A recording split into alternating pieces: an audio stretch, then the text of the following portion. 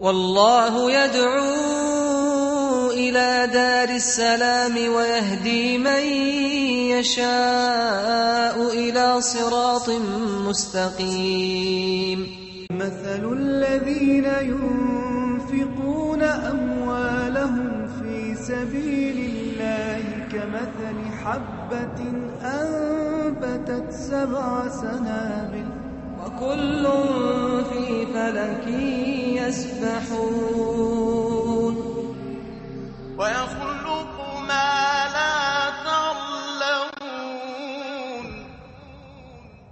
بسم الله الرحمن الرحيم. الحمد لله والصلاة والسلام على رسول الله صلى الله وسلم وبارك عليه وعلى آله وصحبه ومن والاه. Brothers and sisters, Assalamu alaikum wa rahmatullahi wa barakatuh. Welcome to a new episode of our program, The Universal Quran. Last time the verses talked about the punishment of those transgressors or at-taghin and what's going or what will be waited for them, and Allah subhanahu wa ta'ala gave us many details about this issue. And here, as we said before, always the Quran talks about two groups. For example, the successful ones and the loser ones, those who are going to paradise and those who are going to hellfire, the right and the wrong, the right way and the wrong way, and so on. And after Allah subhanahu wa ta'ala gave us description about the food and about that everything will be recorded on the Day of Judgment and all these things, here the verse again turn to a new issue, which is talking about al-muttaqeen, or about those who were pious, those who were righteous, those who feared Allah subhanahu wa ta'ala in the dunya, and then their reward and their forgiveness and paradise is waiting for them in the hereafter. Allah subhanahu wa ta'ala says here, inna al-muttaqeen mafaza. For the righteous there is a kind of success, there is a kind of gain, there is a kind of benefit, but this is what we understand. But again, the issue of paradise is something that nobody, for example, has ever been there, and nobody knows the secrets or the pleasures that Allah subhanahu wa ta'ala prepared for those who feared Him. As last time we mentioned the verses of Surah Al-Baqarah, Allah subhanahu wa ta'ala said, أُولَئِكَ عَلَى هُدًى مِّن رَبِّهِمْ وَأُولَئِكَ هُمُ الْمُفْلِحُونَ. And then the last verses also of Surah Al-Nahl, Allah subhanahu wa ta'ala saying, إِنَّ اللَّهَ مَعَ الَّذِينَ اتَّقَوْا.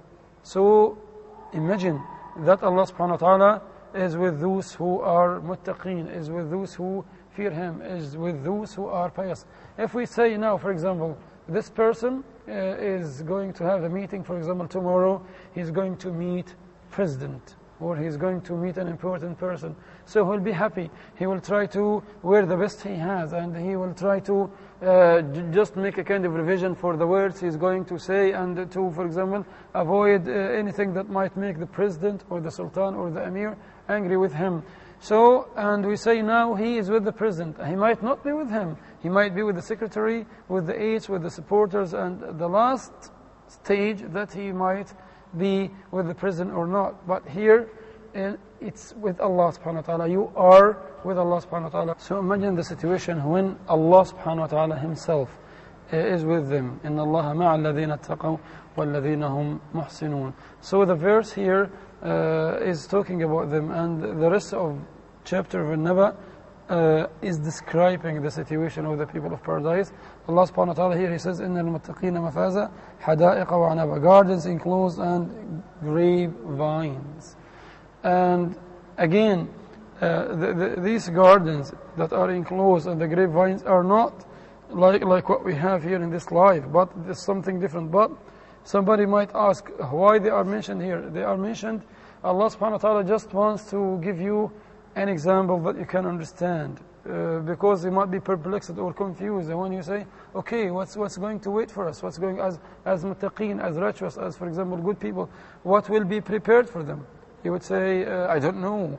But here the Quran is giving you something which is close to your mind, by which you can understand the reality of the hereafter. But as I said before, it is a complete change, and there is no comparison between, for example, the fruits that we know here, and although they have the same names like fruits in paradise, and the fruits there, it is something, of course, better than the organic, better than all kinds of the best if there is a country, for example, let us say, for example, Spain or Switzerland or Egypt, Saudi Arabia, for example, has got the best kind of banana.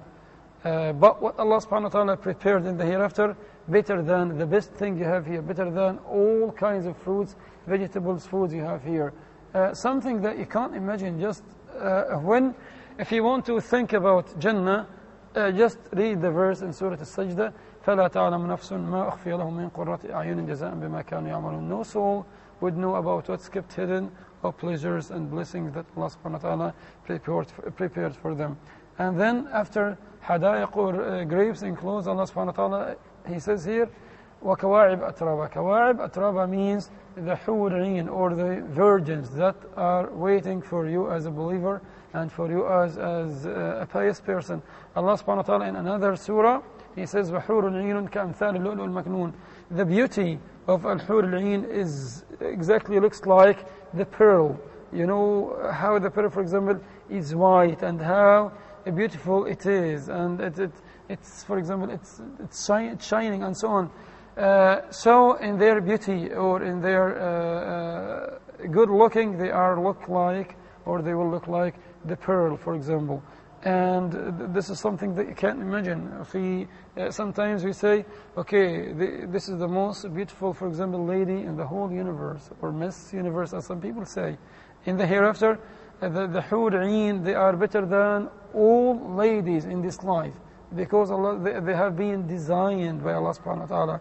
And Allah subhanahu wa ta'ala created them especially for the enjoyment of the good believers and for the enjoyment of the righteous people and for those who fear Allah subhanahu wa ta'ala very much. And after that, Allah subhanahu wa ta'ala, He says, وَكَأْسًا دِهَاقًا, the cup full to the brim, full of the best kind of drink you might imagine, full of many verses say, for example, or confirm that they will be full of wine. But again, because I don't want this idea to come to your mind, you would say, oh, wine is prohibited here. How Allah subhanahu wa ta'ala prohibits something here and then He allows it in the hereafter? We said before, what is prohibited here will no longer be prohibited in the hereafter. Gold is prohibited here to be worn by men. In the hereafter, it will be allowed. For example, silk is prohibited here, then it will be allowed there. Wearing something made, for example, out of silver is prohibited here, and then will be prohibited there. But not the bad things. You can't say, for example, usury is prohibited here. No, this can never happen.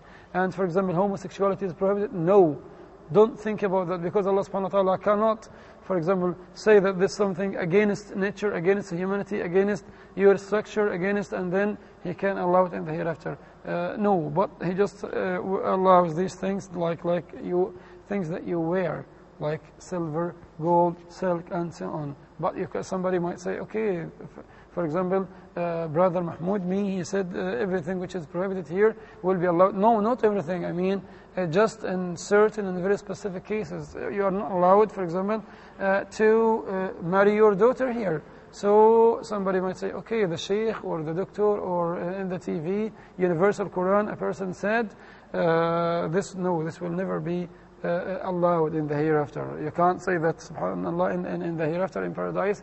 No, this will never happen. Just the case applies to silver, gold, and silk. But other things will not be allowed, because Allah subhanahu wa ta'ala can't say that this is prohibited or this is something repugnant here, and then it will be, for example, made allowed or made permissible for you in the hereafter. And then after that, Allah subhanahu wa ta'ala, وَكَأْسًا دِهَاقًا, He says, لا يسمعون فيها لغوا ولا كذابا. In the hereafter, you can't hear, for example, bad words.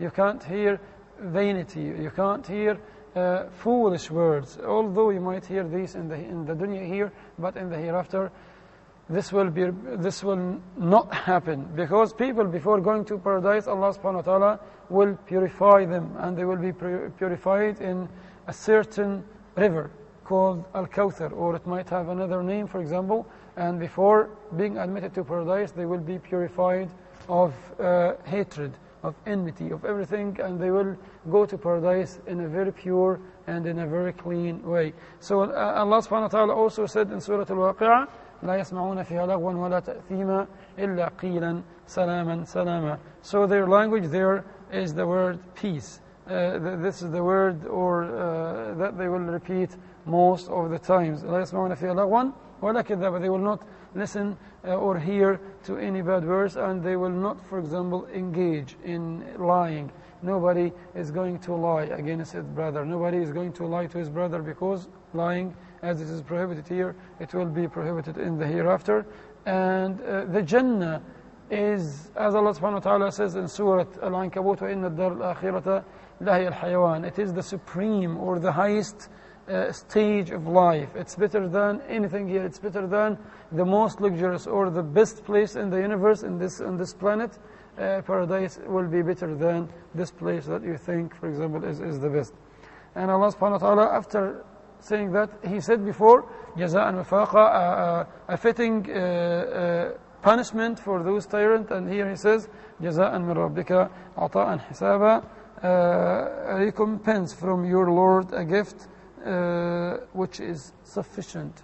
So this is the gift that Allah subhanahu wa ta'ala prepared for the pious, and the gift that Allah subhanahu wa ta'ala prepared for the good people. جَزَاءً مِنْ رَبِّكَ عَطَاءً حِسَابًا. And Allah subhanahu wa ta'ala generosity is unlimited. Allah subhanahu wa ta'ala kindness can't be compared to anybody's kindness in the dunya.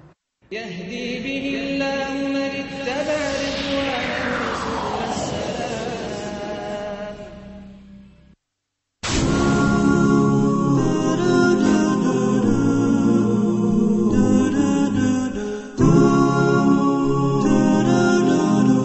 Welcome to this new episode of Focus Point. The new generation has the habit of reading more than before. Jewish question was named basically the problem of Jews who lost their function in society.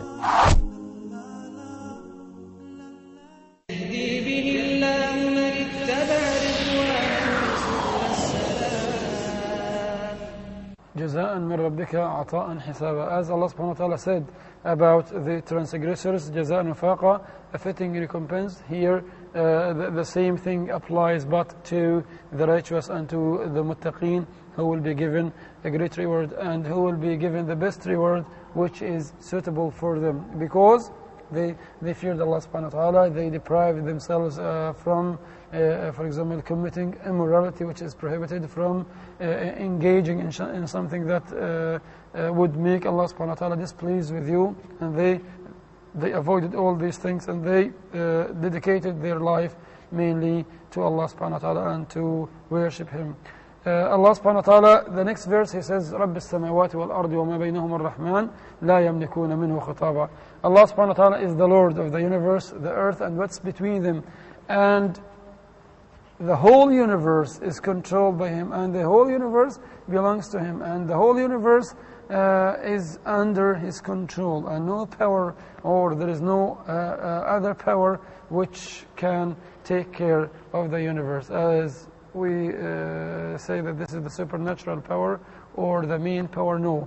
The main power is the power of Allah subhanahu wa ta'ala, who in front of such power nobody can, for example, stop, or nobody can challenge this power, or nobody can say no. For example, this thing doesn't apply to me. No, you have to know that Allah subhanahu wa ta'ala is able to do anything, and He is able, as we said before, it's just a matter of just saying a word.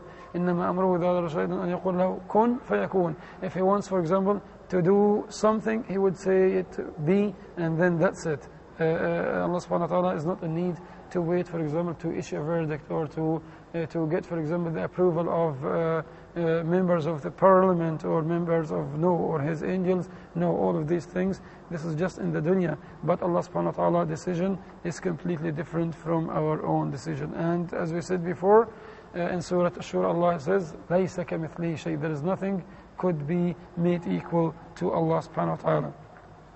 The verse here, لَا يَمْلِكُونَ مِنْهُ خِطَابًا. Nobody can speak in the presence of Allah subhanahu wa ta'ala, or on the day of judgment, except by a permission from Allah subhanahu wa ta'ala. And the next verse says, يوم يقوم الروح والملائكة صفا لا يتكلمون إلا من أذن له الرحمن وقال صوابا. On the day of judgment, all angels and the Jibreel alayhi salam will come on this day, and nobody of course would have the ability to just even say one word unless Allah subhanahu wa ta'ala gives him the permission and he speaks the truth and he says the right things. ذلك اليوم الحق فمن شاء اتخذ إلى ربه مآبا. For those people who do not think about the reality of the day of judgment, or they are not sure, or they have a doubt about the presence or the existence or the occurrence of this day, no, the day will come and will take place. But when? Nobody knows. Allah subhanahu wa ta'ala says, ذَلِكَ الْيَوْمُ الْحَقِّ. Indeed, this day is going to come, this day is going to take place, but the knowledge about which day exactly, which hour exactly, when, which year, nobody knows except Allah subhanahu wa ta'ala. ذَلِكَ الْيَوْمُ الْحَقِّ. Again, the verse is warning us, فَمَنْ شَاءَ اتَّخَذَ إِلَىٰ رَبِّهِ مَآبًا. So the one who wants to be saved in this day, he wants to be protected against all these horrors and all these scary things, he should try to find the best way by which he can come closer to Allah subhanahu wa ta'ala, either through, for example, additional prayers, or either through, for example, doing charity, or doing hajj, or doing, for example, good deeds, helping the poor, helping the needy, because you need to remember that you are doing these things mainly for the sake of Allah subhanahu wa ta'ala. And again we need to make sure that what we do is sincerely for Allah subhanahu wa ta'ala, because lots of things we do, but sometimes we don't have the intention to do it for the sake of Allah subhanahu wa ta'ala. We are just doing that for the sake of showing off. People would say these are good, they are generous, they are scholars, they are mashallah hafiz, he memorizes the Quran in a very good way. No, you need of course to make everything sincere for Allah subhanahu wa ta'ala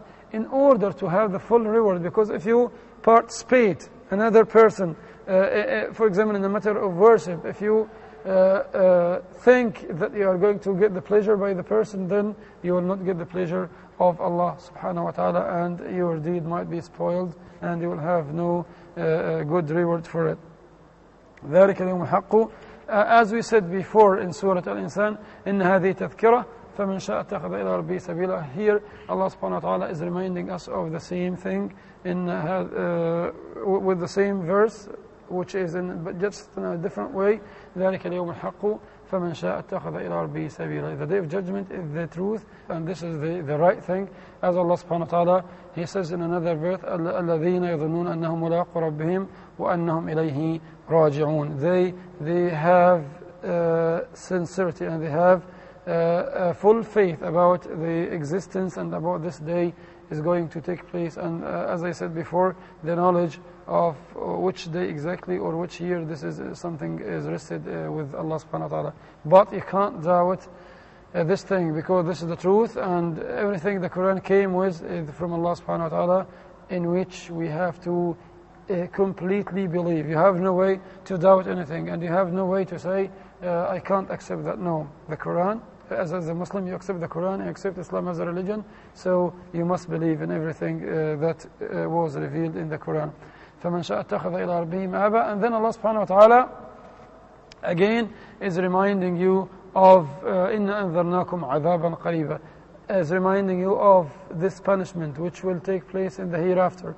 And Allah subhanahu wa ta'ala told you many times, He gave you many warnings. You have seen many people in front of you dying, for example, and you have seen disasters, you have seen that, you have seen earthquakes, you have seen volcanoes, and all these things are just to warn you, but you didn't get any kind of precaution, you didn't prepare yourself, you didn't say tomorrow or I don't know when I'm going to meet Allah subhanahu wa ta'ala. You didn't prepare yourself very well for this kind of exam, for this kind of test. If you want, for example, to get a degree or to upgrade your degree, you are going to join an exam. And if you are doing well for the exam, you will get the degree. If you will do bad, you will never get the degree. So the same thing applies to the hereafter, but in a different way. If you are for example, loaded with all weapons, with istighfar, dhikr, tasbih, siyam, fasting, pilgrimage, salah, and all these things, then be happy, inshallah you will pass the test. But if you have brought none of these things, there is no way that you can pass the test, and you are going to completely fail, and you will face your destiny, because it's your own deed, and it is your own deeds that you have done in this life. So Allah subhanahu wa ta'ala here, He says, إِنَّا أَنذَرْنَاكُمْ عَذَابًا قَرِيبًا يَوْمَ يَنظُرُ الْمَرْءُ مَا قَدَّمَتْ يَدَاهُ وَيَقُولُ الْكَافِرُ يَا لَيْتَنِي كُنتُ تُرَابًا. عذابا قريبا, in another verse in Surah Al-Ma'arij, Allah subhanahu wa ta'ala says, إِنَّهُمْ يَرَوْنَهُ بَعِيدًا وَنَرَاهُ قَرِيبًا. In our sight, or in our own conception, we see that the hereafter is quite far away from us. But to Allah subhanahu wa ta'ala, it's very close to Him. Because as we said, the issue of calculations is completely different with Allah subhanahu wa ta'ala. One day here, one day before Allah subhanahu wa ta'ala, exactly like 1,000 years of our own calculation. So in that day, يَوْمَ يَنظُرُ الْمَرْءُ مَا قَدَّمَتْ يَدَاهُ, everybody will find what he has done, will find out the result of his deeds, will find his record, whether the record is full of good deeds or bad deeds. So again, it is your own conclusion, it is your own harvest. If you did well, then you will have a good end, but if you did bad, then you will have a bad end, and it's only your deed, and it's only, you did it yourself. This is your own design, and nobody else will be blamed but except you.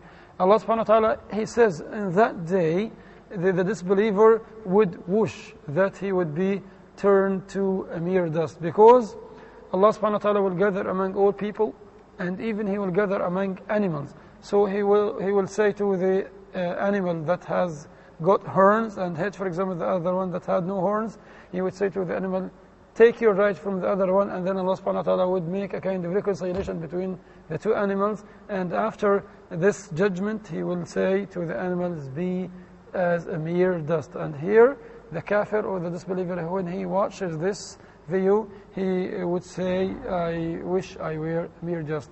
So try to take your precaution and try to be away from that, and be ready, and ask yourself just one question. When you are about to sleep, ask yourself, have I done any good thing today? Imam Ali ibn Abi Talib radiallahu anhu, he said that, for example, every day in which we do not disobey Allah subhanahu wa ta'ala, it is a kind of feast, it's a kind of festival. This is the day of happiness, when you spend the day and night without committing any obedience or without committing any sin that will make Allah subhanahu wa ta'ala displeased with you. So you have to do well, and remember Allah subhanahu wa ta'ala everywhere you go, whether you are an employee, professor, doctor, president, ruler, minister, anything, any job you have, any place you will, remember Allah subhanahu wa ta'ala, and remember that He is watching you, and He has full idea, He has full knowledge about your actions, your deeds, and your record, and all these things.